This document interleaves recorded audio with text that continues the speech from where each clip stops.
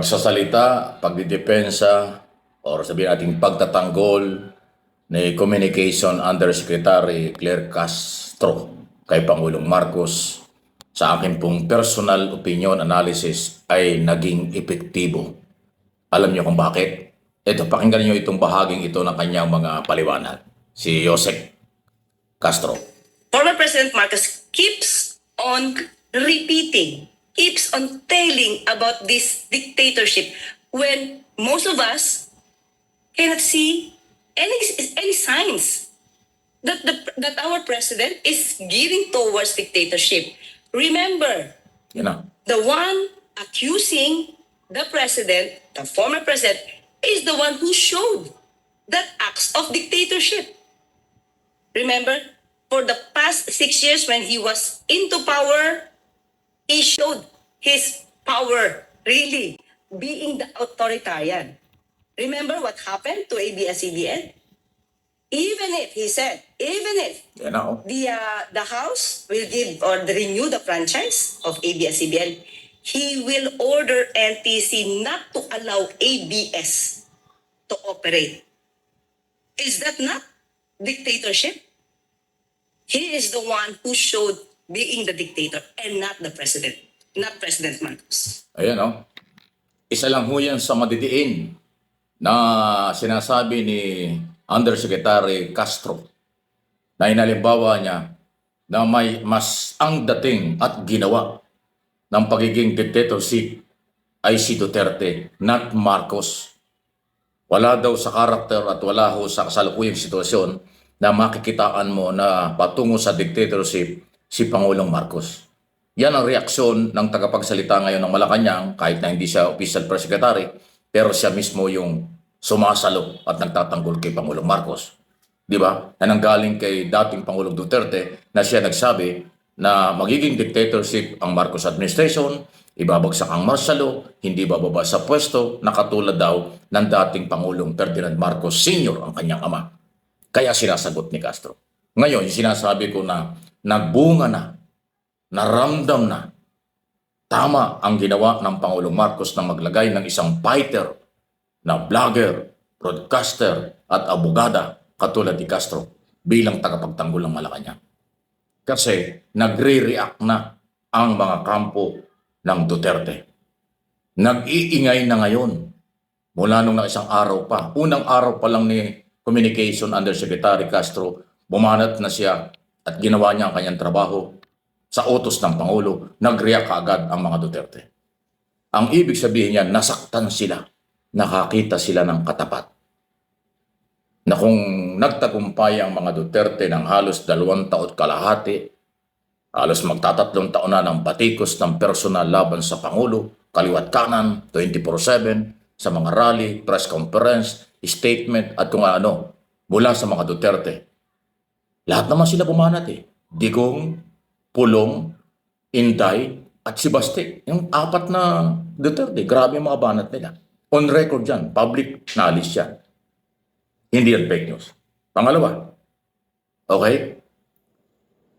Ang isyong na sinasabi ng Malacanang press officer ay nagre-react lang sila sa mga ginagawa ng mga Duterte at sinasabi. Pero ngayon, yung mga kampo ni Duterte, hindi lang ang mga Duterte, yung mga abogadong kakampi nila, mga vlogger, at yung kilalang yung mga troll at basher, kanila naman talaga yan eh.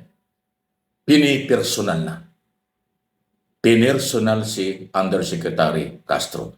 Ibig sabihin, wala silang mai-counter, wala silang makitang legal at makataong sagot o proseso sa pagsagot sa mga isyong ibinabato ng Malacanang through Undersecretary Castro. Kaya ang ginagawa ng mga nakadikit sa mga Duterte ay personal na lang. Ibig sabihin, admission na wala silang pangkontra. Ang kailang ginagawa ay mamersonal. Kasi ang personal na argumento o ang personal na atake, hindi yan argumento. Yan ay paninira. Yan ay kababaan or mababang level ng mga statement kung saan nagagaling. Alam mo na kung saan yun. Mga kaibigan, tandaan yung sinasabi ko. Ang professional na individual o or organization, hindi yan pupunta sa personal na issue. Sasagutin nila kung ano ang topic at sasagutin nila sa tamang pagsagot na nababagay din o related sa topic. Pag lumihis ng daan patungo sa pamimpersonal, ibig sabihin pikon. Ibig sabihin may bunga ang sinasabi ng kanilang binabatikos kasi nasasaktan sila. Wala silang pangontra. At kailanman ang personal na issue o pamimpersonal bilang tugon sa mga lehitimong issue, wala po yan. Kababawan yan. Admission ng pagkatalo. Admission ng pagkapikon yan. Tandaan nyo. Ang tagal ko na po sa broadcast industry sa pagbabantay sa mga political issue, maging pribadong sektor. Yan po yan. Common sense lang eh. Hindi naman ho kinakailangang nasa media ka o vlogger ka. Malalaman mo, pag binabana sa level ng personalan ng issue at kung sino nag-umpisa nito, yan ay pikon. Yan ay walang argumento. Mababaw. Kababawan yan. Kaya ginajustify ko na si Attorney Castro bilang Communication Undersecretary, nanalo na dito.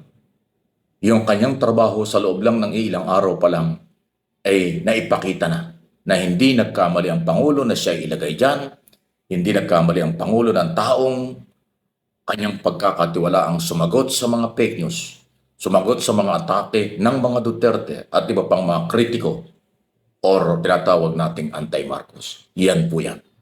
Maging professional lang po ang pangunawa at pakikinig, maintindihan nyo ang sinasabi ko.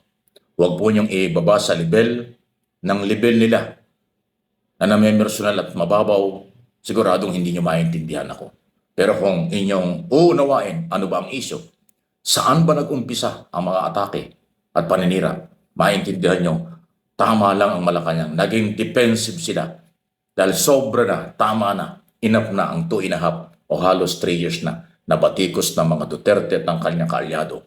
Kaya itong pagdating ni Castro bilang tagapagtanggol, nasa defensive position sila dahil nasa gobyerno. Ibig sabihin, dumepensa sila sa matagal ng paninira.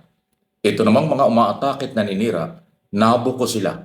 Wala na silang pangontra ngayon. Naubos na yung kailang isyo, kaya ang kailang ginagawa, personalin si Castro. Pati yung mga lumang nakaraang buhay nito na wala pa sa gobyerno, inilalabas na nila. Yung mga video na nagagalit daw si Castro at kung ano-ano pa. Pinersonal lang nga.